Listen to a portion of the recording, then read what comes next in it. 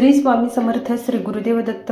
बघा, उद्या अधिक महिन्यातील संकष्ट चतुर्थी आहे आणि या चतुर्थीला आपल्याला हा एक उपाय करायचा आहे, जेणेकरून बाप्पा आपल्या आयुष्यातील दुःख दूर करतील, विघ्न हरतील.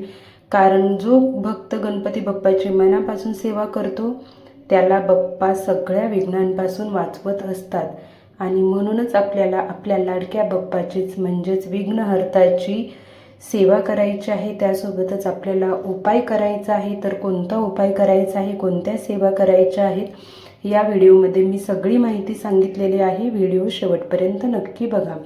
तुम्हा सर्वांचं खूप खूप मनापासून स्वागत आहे आपल्या निष्ठा या यूट्यूब चॅनलमध्ये.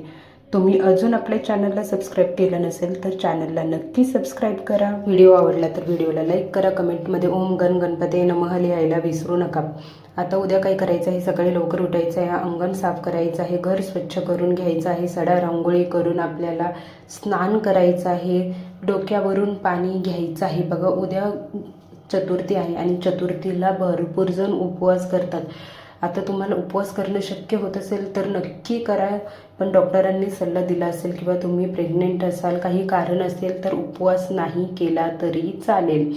पण गणपती बाप्पाची आराधना मनापासून करायची आहे. गणपती आपल्या देवघरामध्ये पूजा करा तुम्ही देवाची, देवाला दिवा धूप लावा, गणपती बाप्पाला अभिषेक घालायचा आहे, मूर्ती तामणामध्ये घ्यायची, गणपती बाप्पाला ओम गण गणपते नमः असं म्हणत मंत्र म्हणत अभिषेक घालायचा आहे. त्यानंतर मूर्ती स्वच्छ करून देवघरात तुम्ही ठेवू शकता व त्यानंतर हळदी कुंकू व्हा. गणपती बाप्पाला हाराळी व्हायची आहे.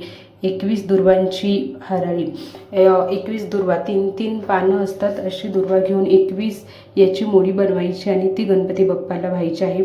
सोबतच तुम्ही हा उपाय देखील करू शकता. गणपती बाप्पाची त्या हाराळीची मूठ आपल्या हातामध्ये घ्यायची, त्याच्यावरती हळदी कुंकू व्हायचं आणि अथर्व शीर्ष म्हणायचं व त्यानंतर गणपती बाप्पाला ती हाराळी अर्पण करायची.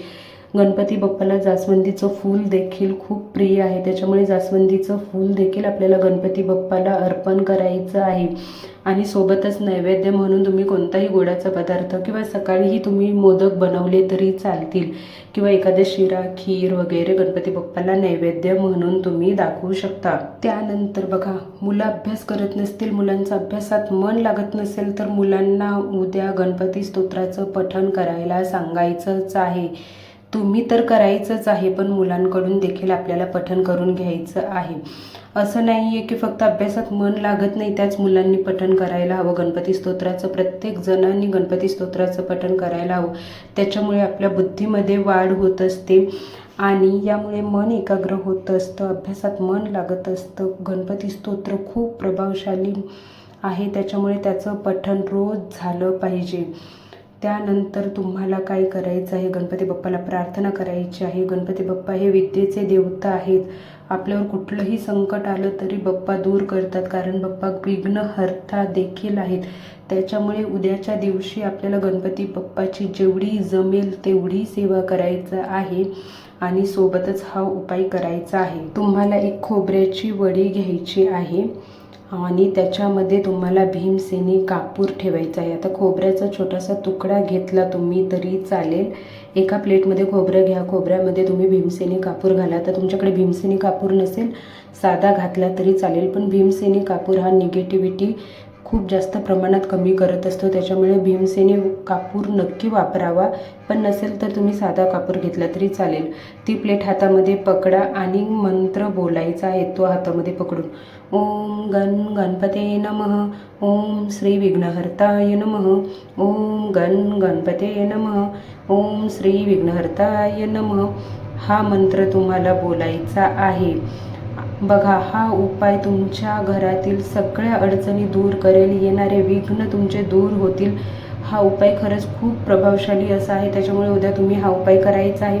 त्यानंतर रात्री 9:50 चंद्रोदय आहे, त्यावेळी चंद्राला आपल्याला अर्धे अर्पण करायचं आहे, हळदी कुंकू व्हायचं आहे, गणपती बाप्पाचं दर्शन करायचं आहे. गणपती बाप्पांना मोदकाचा तुम्ही नैवेद्य करून ठेवायचा आहे अगोदरच आणि त्यानंतर तुम्ही गणपती बाप्पाला प्रार्थना करायची आहे, आमच्या आयुष्यात येणारी सर्व संकटे दूर करा म्हणून, आणि मग तुम्ही उपवास सोडू शकता. श्री स्वामी समर्थ. गणपती बाप्पा मोरया.